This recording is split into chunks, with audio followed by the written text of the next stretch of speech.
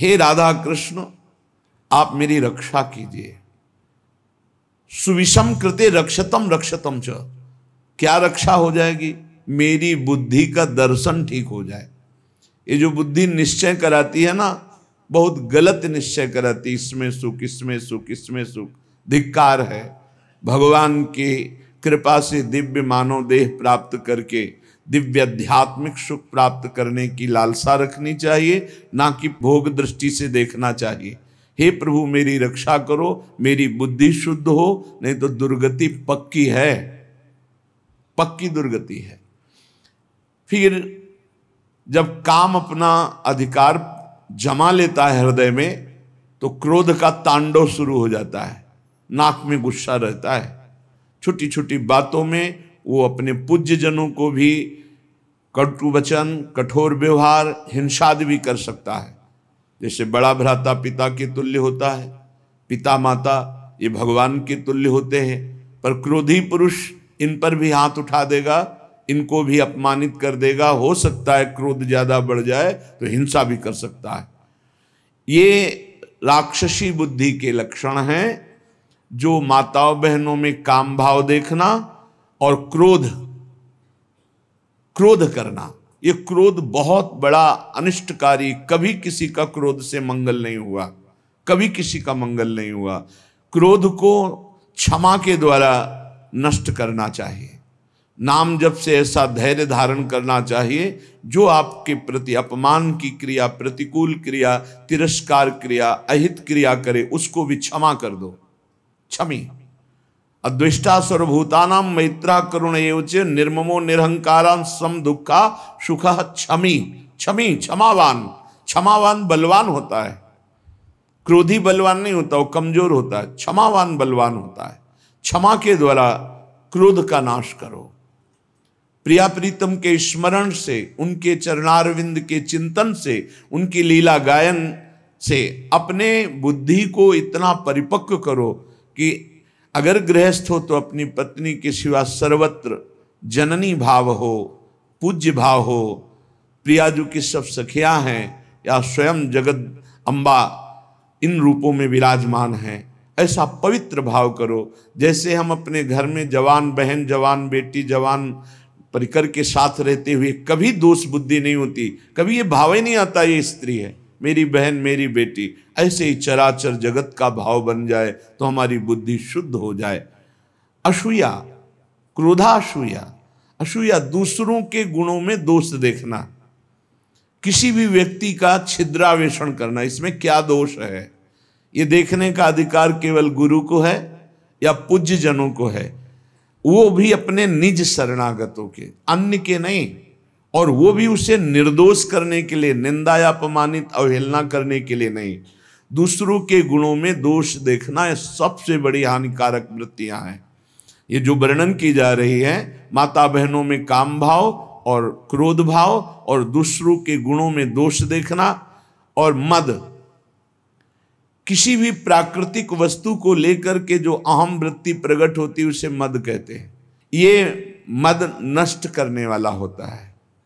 जब मद होता है तो उसे कुछ सुहाई नहीं देता है, क्या करना चाहिए क्या नहीं करना चाहिए ऐसा अहंकारी पुरुष निर्णय नहीं कर सकता, वो तो पवित्र बुद्धि वाला निर्णय करता है। इसलिए अहंकार सर्वथा त्याज्य है, क्योंकि ये समस्त संस्कृति का मूल और दुख ही इससे प्राप्त होता है। जैसे क्रोध से हानि ही होती है, दूसरों के दोष देखने से अपने पुण्य ही नष्ट होते हैं, ऐसे अहंकार करने से नाश ही होता है, पतन ही होता है। और पिशुनता, दूसरे की चुगली करना, ये भगवत मार्ग में बहुत हानिकारक बात है। ये सुना ऐसा ऐसा ऐसा, और बड़े खुशी हो रहे हैं दूसरे की न्यूनता का वर्णन करके, दोषों का वर्णन करके, चुगली वर्णन करना। पिशुनता, दूसरे की बात किसी दूसरे से करना। और दंभ, जो तुम्हारे जीवन में है नहीं उसे दिखावा मत करो। जो हृदय में है, जो वाणी में है, वही आचरण में होना चाहिए। अगर तीनों का मिलान नहीं होता तो उसे दंभ कहते हैं। वाणी से कुछ और, हृदय में कुछ और, आचरण में कुछ और, उसे दंभी पुरुष कहते हैं। जिसका वचन एक, मन एक, आचरण एक, उसे संत कहते हैं, उसे भगवत भाव वाला महाभागवत कहते हैं। लोभा अनृताद्य, लोभ, धन का लोभ, नाना प्रकार के विषयों का लोभ, ये अगर मिटाना है तो नाम जप करना होगा। नाम जपने का जितना लोभ बढ़ाओगे तो ये और सब लोभ हट जाएंगे। लोभ पास जेहि गल न बंधाया, सो नर तुम समान रघुराया। और अनृत है झूठ बोलना। झूठ बोलना बहुत सहज होता जा रहा है, इसीलिए भजन में बड़ी हानि, बड़ा निषिद्ध है झूठ बोलना। शास्त्र में बहुत इसे रोका गया है। आज तो झूठे ही लेना, झूठे ही देना, झूठे ही भोजन, झूठ चवेना, हर बात में झूठ बोल रहे हैं लोग। झूठ को पाप ही नहीं समझ रहे, वाणी को शासन में नहीं ले रहे कि मुझे सत्य बोलना है, बस झूठ पे झूठ, जितना नाटक बोला जा सके, यहां तक कि अपने गुरुजनों से भी झूठ। अब इससे ज्यादा क्या होगा? संसार में एक जगह ऐसी है जहां झूठ वैसे तो कहीं नहीं बोलना चाहिए, पर किसी भी कारण से गुरुदेव से तो बोलना ही नहीं चाहिए। अगर गुरुदेव से झूठ बोला तो गुरु से कपट, मित्र से चोरी, या हो निर्धन या हो कोढ़ी। इस जन्म में नहीं तो अगले जन्म में तुम्हें कुष्ठ रोग होगा, गलित कुष्ठ होगा।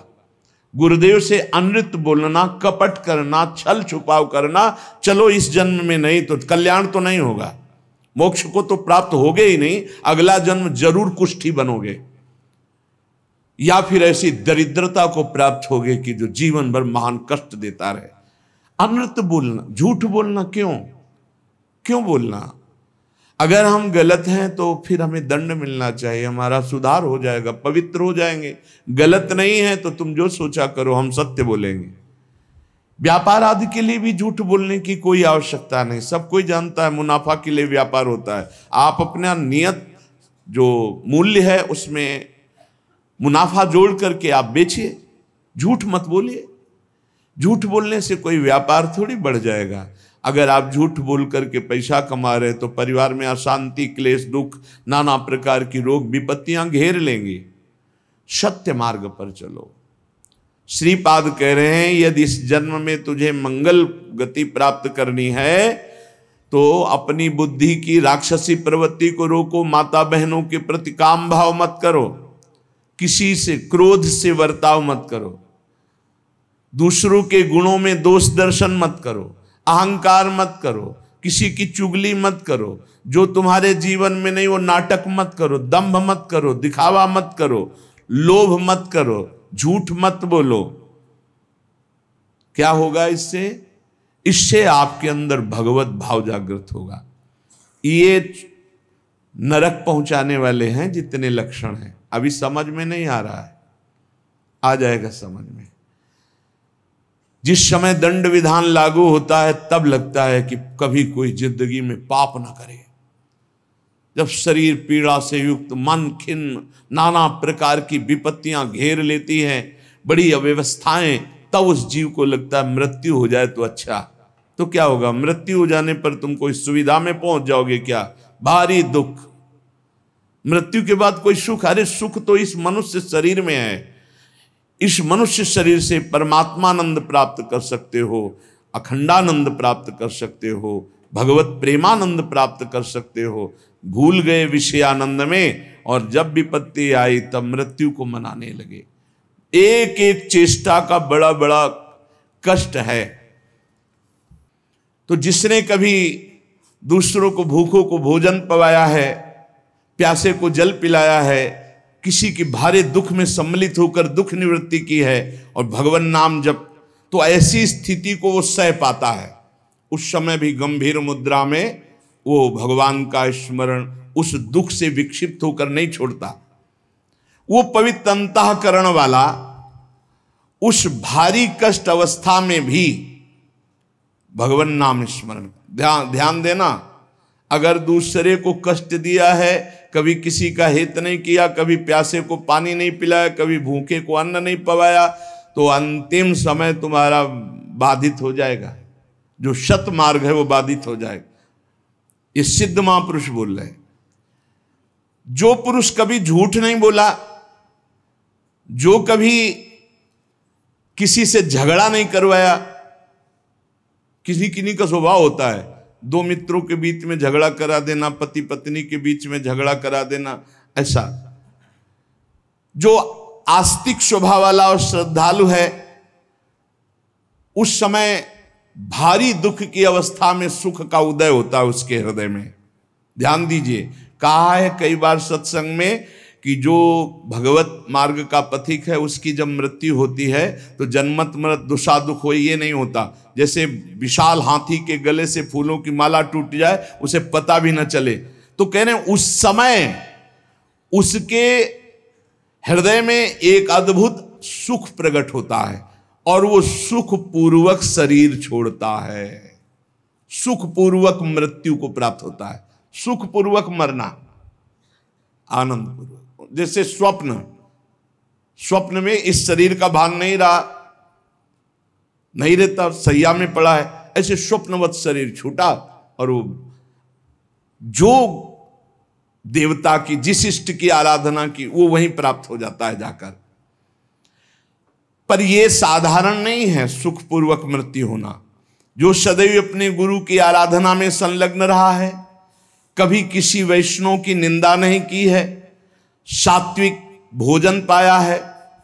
हम आपको सच्ची कहते हैं, जो शास्त्रों में मना किया गया है उसके अनुभव के चक्कर में मत पड़ना। ऋषियों ने अनुभव करके बताया, मत खाना। भजन में अगर चलना है तो प्याज, लहसुन, मसूर की दाल, जो जो भी मना किया गया मान लो। ब्रह्म ऋषियों ने जो जो निषेध किया है वो नहीं पाना चाहिए। यहां कह रहे हैं जो गुरु की सेवा में संलग्न है, जो किसी की निंदा नहीं की और जो सात्विक आहार करता है, सतोगुणी आहार करता है, और जो लज्जाशील है और भगवान की शरण में है, मृत्यु के समय उसे कष्ट नहीं होता, उसे कष्ट नहीं होता।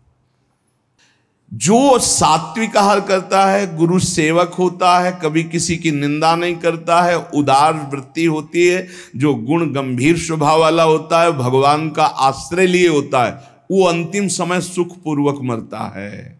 भाई जी कैसे गए? जैसे कोई गाड़ी में चढ़ने जा रहा हो, सबसे ऐसे मिलके गए।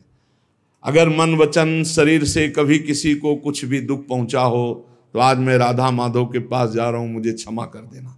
भाई जी महाराज बड़ा करुण क्रंदन, निज जन सब एकदम आर्त भाव, भाई जी सबसे ऐसे हाथ जोड़ते हुए, ये मृत्यु है। और इधर पूज्य पंडित गया प्रसाद जी ने देखा पालकी में नवीन सखियां और एक नई किशोरी बैठी हुई, देखा रहे तो भाई जी महाराज जा रहे हैं वृंदावन। गिरिराज जी की तलहटी में देखा कि भाई जी महाराज आ रहे हैं वृंदावन। तो हे पिताश्री, जो मनुष्य कामना से युक्त होकर के, क्रोध से युक्त होकर, द्वेष से युक्त होकर अपने धर्म का त्याग कर देता है, शास्त्र की गुरु की आज्ञा का पालन नहीं करता है, वो मृत्यु के समय भयानक दुख को प्राप्त होता है।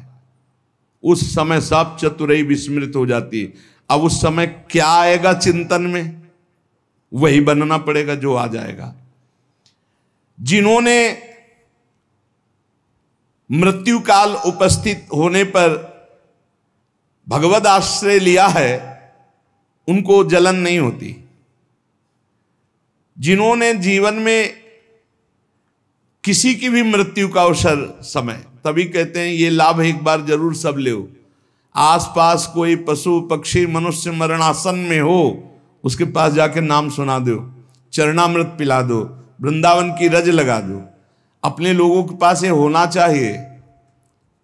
एक बार हमने कहा था कि एक छोटी सी बैग सबके पास कपड़े की होनी चाहिए, जिसमें चरणामृत, रज, जपमाला, चतुराशी जी, सेवकवाणी, सुधा निधि, ये हमारी सामग्री हमारे पास है। कभी भी प्राण निकले तो है। अगर कभी किसी दूसरे को ऐसा अवसर कि प्राण निकल, तो आप थोड़ी रज लगा दिया मस्तक में, चाहे पशु ही क्यों न हो, उसके मुख में एक कण रज का डाल दिया, चरणामृत डाल दिया, नाम सुना दिया, राधा राधा राधा राधा।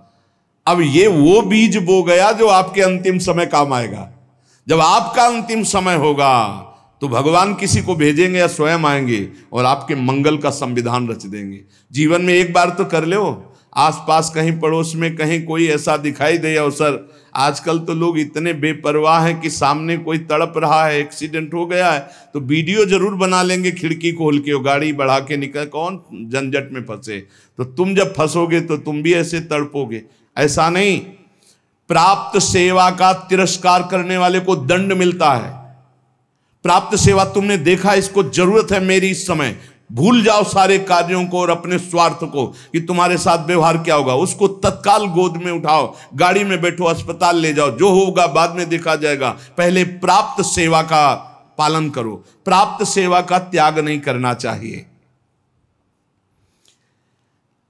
जब ये नीच मनुष्य दूसरों को कष्ट देना, झूठी गवाही देकर के फंसा देना, पैसे के बल से, ध्यान से सुना जाए, पैसे के बल से निर्दोष को दंड दिलाना या निर्दोष को दंड देना। एक वकील साहब कह रहे थे अपने यहां जो है कि हमको तो वकालत पढ़ाई ही इसीलिए गई कि जो हमारे पास आवे हम उसको जितावें। भाई ठीक है, सांसारिक व्यवहार में आपको ऐसी शिक्षा दी गई होगी, लेकिन हमारा अध्यात्म ऐसी शिक्षा नहीं देता। अध्यात्म शिक्षा देता है कि तुम अपनी वकालत का प्रयोग दूसरों की रक्षा करने के लिए करो, और जो जुर्म करने वाले लोग हैं उनको दंड देना मानो उनको पवित्र करना है। अगर आप जानते हैं ये जुर्म से युक्त है, दोष से युक्त है, और पैसे के बल से उसको निर्दोष साबित कर देते हैं, तो वो और आप दोनों दंड के भागी बनेंगे, परिणाम में आपको दुख भोगना पड़ेगा। अगर उसे दंड मिल जाता है तो वो पवित्र हो जाता है, आप बच जाते हैं। आपकी वकालत होनी चाहिए दूसरों को बचाने के लिए, जो निर्दोष हैं, और जो दोषी हैं उनको दंड देना, ये वकालत का आपका फल होगा। क्योंकि आप अच्छे वकालत करने वाले हैं तो निर्दोष को बचाइए, और दोषी को सजा मिले तो दोषी भी पवित्र होगा और आप भी पवित्र हो जाएंगे। जो लोग झूठी गवाही देते हैं, जो पैसे के बल से दूसरों को, जो निर्दोष हैं उनको दंड दिलाते हैं, दोषियों को मुक्त कर देते हैं, चाहे कोई भी हो, जो बुरी बातों का उपदेश देकर भोले भाले लोगों को फंसाते हैं, जो शास्त्र और संतों की निंदा करते हैं, उनका जब मृत्यु का समय आता है तो भयानक दुख होता है, और उस दुख के समय उनकी दुर्गति का रूप सामने होता है। सुअर, कुत्ता, राक्षस क्या बनना है वही सामने आया और वही उनकी योनि प्राप्त होगी। फिर वो तड़पते हुए मृत्यु को प्राप्त होते हैं। श्री जैमिनी जी ने एक दिव्य पक्षी उनके सामने प्रकट हुआ। ब्रह्म ऋषि किसी भी रूप में अपने जनों को उपदेश देने के लिए प्रकट हो सकते हैं। चैतन्य तेजोमय पक्षी। तो जैमिनी जी ने पूछा कि आपके दर्शन से ही लगता है कि आप त्रिकालज्ञ हैं। जैसे पक्षियों में काकभुसुंड जी, गरुड़ जी, ये सब त्रिकालज्ञ सर्वज्ञ महापुरुष हैं। तो आप हमें ये बता सकते हैं कि जीव ये दुर्गति को प्राप्त क्यों होता है? चैतन्य घन परमात्मा का अंश अपने को आनंद की खोज के लिए भोगों में फंसा रहा है, ऐसा क्यों होता है? तो उस दिव्य पक्षी ने कहा, महर्षि, मैं आपके मन के संशय को देखकर ही पक्षी रूप धारण करके आया हूं। पूर्व काल में एक परम बुद्धिमान भृगुवंशी ब्रह्म ऋषि थे। उनके सुमति नाम का एक बहुत ही तेजस्वी पुत्र हुआ। जब वो बड़ा होने लगा तो वो शांत और जड़वत पागल, कुछ नहीं बोलना, एक शब्द नहीं बोलना। जब उपनयन संस्कार यज्ञोपवीत हुआ, ब्रह्म ऋषियों में होता है, तो पिता ने कहा, सुमते, आज तक मैंने तुमसे कुछ नहीं कहा, लेकिन अब तुमको गायत्री अध्ययन, मंत्र अनुष्ठान, वेदाध्ययन ये सब करना होगा। भिक्षान्न से शरीर पोषण करो, गुरुकुल में वास करो, वेदों का अध्ययन करो, गायत्री अनुष्ठान करो, पूर्ण ब्रह्मचर्य। ब्रह्म तेज संपन्न हो, फिर गृहस्थाश्रम में प्रवेश करो और उत्तम धर्म का अनुष्ठान करके भगवत प्राप्ति करो। मनुष्य जीवन का यही लक्ष्य है। प्रथम चरण जिंदगी का जिसका ब्रह्मचर्य से जाता है, पूरा जीवन आनंदमय होता है।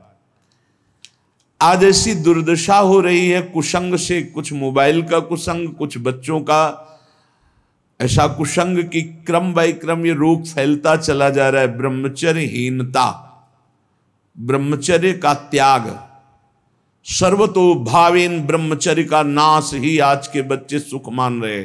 जब प्रथम नींव ही गलत हो गई तो महल कैसे खड़ा होगा? फिर जिंदगी अशांत। नए नए बच्चे आते हैं डिप्रेशन में और कहते हैं कि मैं अपने शरीर को नष्ट करना चाहता हूं, अब मेरी जीने की इच्छा नहीं रह गई क्योंकि मेरे में उत्साह नष्ट हो गया। हर समय हम डिप्रेशन में रहते हैं।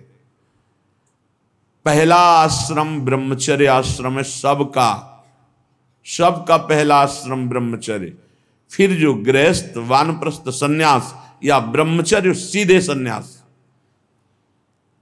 बेटा तुम इन नियमों का पालन करो तो तुम्हें ब्रह्म की प्राप्ति होगी। कौन सा शोक है जो तुमको बोलने नहीं देता? मैं तेज से बता रहा हूं कि तुम साधारण जीव नहीं हो जो हमारे पुत्र बने हो, तुम्हारे ब्रह्म तेज से, पर तुम पागल जैसे रहते हो, एक भी शब्द नहीं बोलते हो।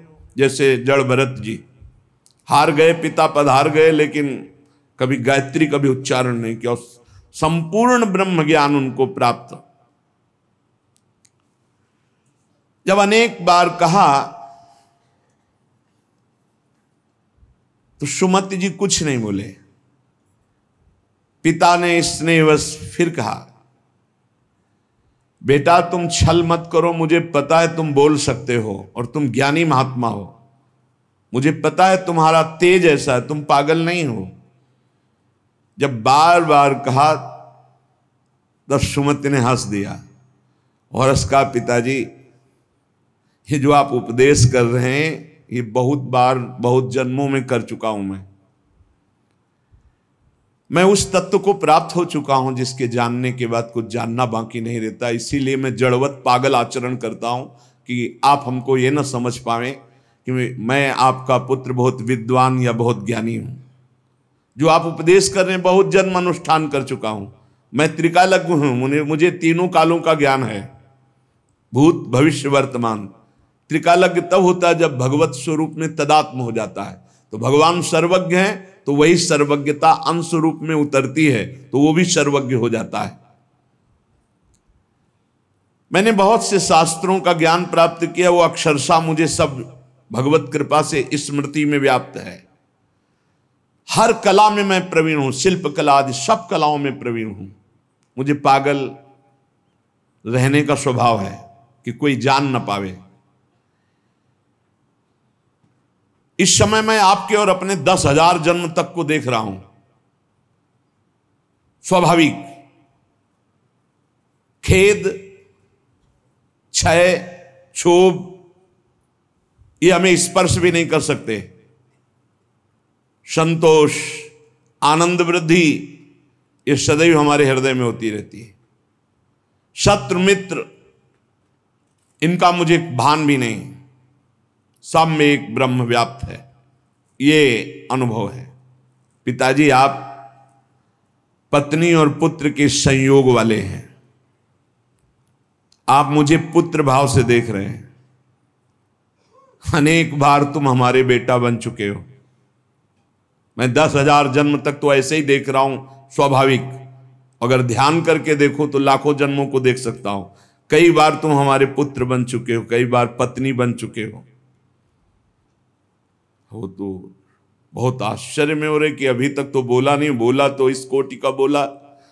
तभी भगवत ऋषि जी कहते हैं हर समय मौन रहे, बोले ना बोले तो हृदय की ग्रंथि खोले, जड़ चैतन्य का भेद मिटा दे, वो महाभागवत होता है।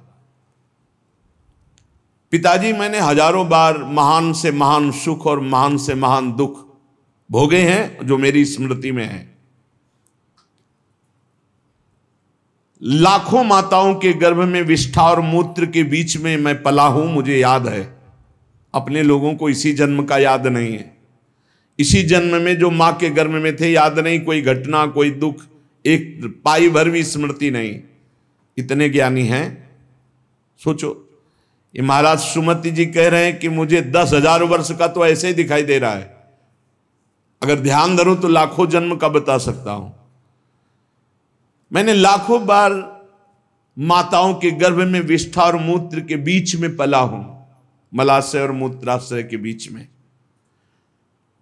मैंने लाखों प्रकार के रोगों को भोगा है, हर योनियों में मुझे ज्ञान है। गर्भावस्था में जो दुख होता है, बड़ा अपार दुख होता है।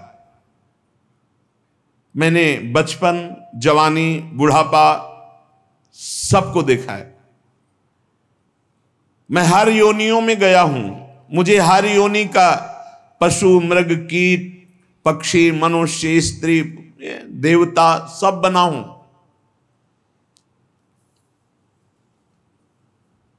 मैंने हर सुख को देखा है, स्वामी का सुख, भृत्य का, दास का, इंद्र का, दरिद्रता का। मैं कई बार स्त्री भी बनाऊं, कई बार पुरुष भी बनाऊं, मैंने सब सुख देखा है। आप जो पूछ रहे कि तुम जड़वत क्यों रहते हो, मौन क्यों रहते हो, मैंने सब देखा है। पिताजी राग, हर्ष, भय, उद्वेग, क्रोध, अमर्ष, वृद्धावस्था, मृत्यु, सबके दुख का मुझे ज्ञान है। जब इस तरह प्रसन्नता से हृदय भर गया पिता का कि मेरा जो अनुमान था कि तुम कोई बहुत बड़े महात्मा हो, तेजस्वी, तुम पागल का केवल स्वांग कर रहे हो, ये सत्य हुआ। मैं धन्य हुआ जो तुम्हारे जैसा पुत्र प्राप्त किया। उन्होंने विस्मय से गदगद वाणी में कहा, बेटा ये ज्ञान तुमको कहां से प्राप्त हुआ? मैं भी तो साधना करता हूं, मैं भी ब्रह्म ऋषि हूं। तुम जड़ता का स्वांग कर रहे थे, इतने बड़े ज्ञानी महात्मा हो कि तुम्हें 10,000 वर्ष जन्म की बात याद है, फिर तुम जड़ता का भाव धारण करके मेरे यहां जन्म क्यों लिया? जब इतने सिद्ध हो तो तुम्हें मुक्त हो जाना चाहिए। क्या किसी मुनि का शाप है या देवता का शाप है जो तुम हमारे यहां पुत्र हुए? ये ज्ञान तुम्हारा दिव्य है, तुम्हें मुक्त हो जाना चाहिए, तुम जन्म क्यों लिए? मैं ये रहस्य जानना चाहता हूं, बड़ा कौतूहल है मुझे। पुत्र ने कहा सुमति जी ने कि पिताश्री, पूर्व जन्म में मेरे साथ जो घटना घटी जिसके कारण मैं जन्म लिया वो मैं तुम्हें बताता हूं। पूर्व काल में मैं निरंतर परमात्मा का ध्यान करने वाला महात्मा था, ब्रह्म ऋषि, अध्यात्म विद्या में पराकाष्ठा को पहुंचा हुआ महात्मा, समस्त अष्टांग योग से सिद्ध। देख लो, निरंतर भगवत अभ्यास में लगे रहना, संत पुरुषों का ही संग करना, अपने स्वभाव विचार परायण रखना और तत्वमसि इस महावाक्य की स्थिति प्राप्त करना। परमात्म तत्व में मेरी हर समय अभ्यास से स्थिति हो रही थी। बड़े बड़े साधक मेरे शिष्य बनने लगे। मैं बड़े बड़ों का प्रश्न का संदेह निवारण करता और मैं आचार्य पदवी पर बैठ गया। पर मेरा एकांत सेवन, भगवत चिंतन, इस पे बाधा पड़ गई। दैवात, किंचित बचा हुआ अज्ञान मेरे अभ्यास में बाधा डालने लगा। मेरा ब्रह्म भाव में जो रति हो रही थी पलट गई। हो रही थी, पूरी हुई नहीं थी। अगर हो गई फिर नहीं पलट सकती। जैसे भुना हुआ चना दोबारा नहीं जग सकता। मेरा एकांत सेवन नष्ट होने लगा, मेरे सद्भावनाएं नष्ट होने लगी और मैं संभल नहीं पाया और प्रमाद स्थिति में मेरी मृत्यु हो गई।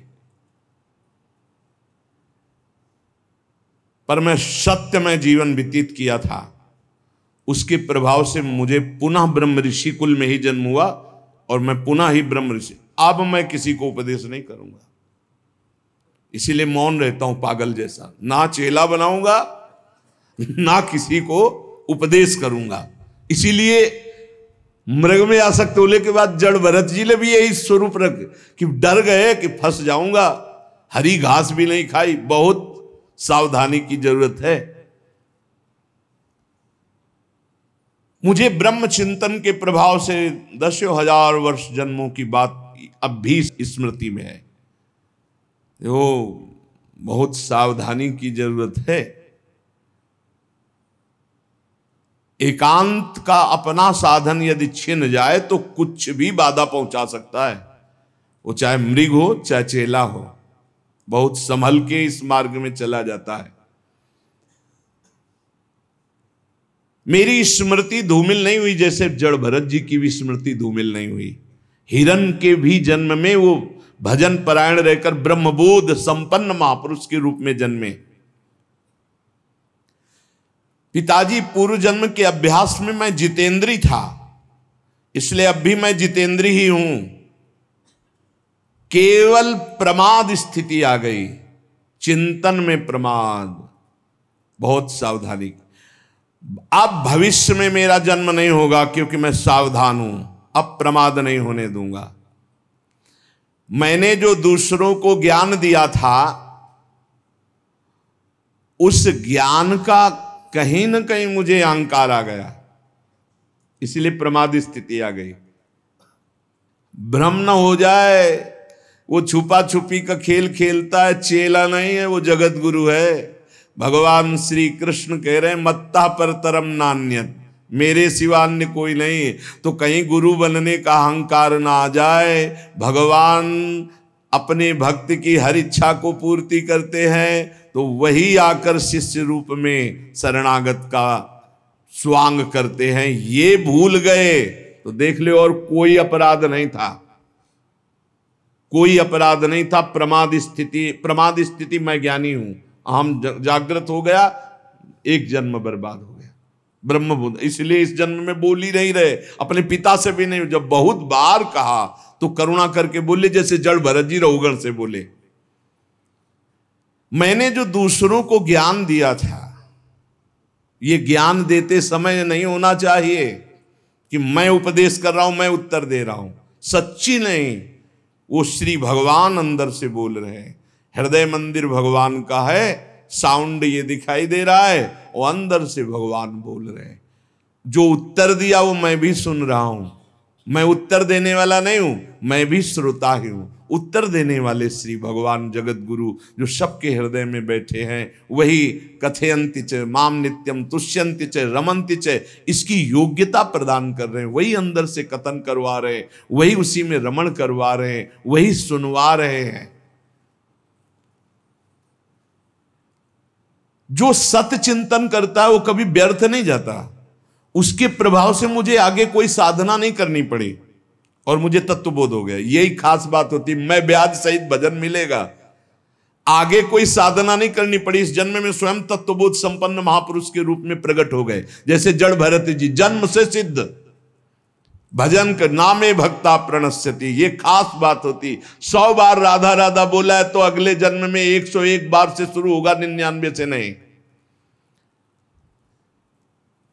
मैं त्रिकालज्ञ हूं, अपना परिचय बता रहे हैं।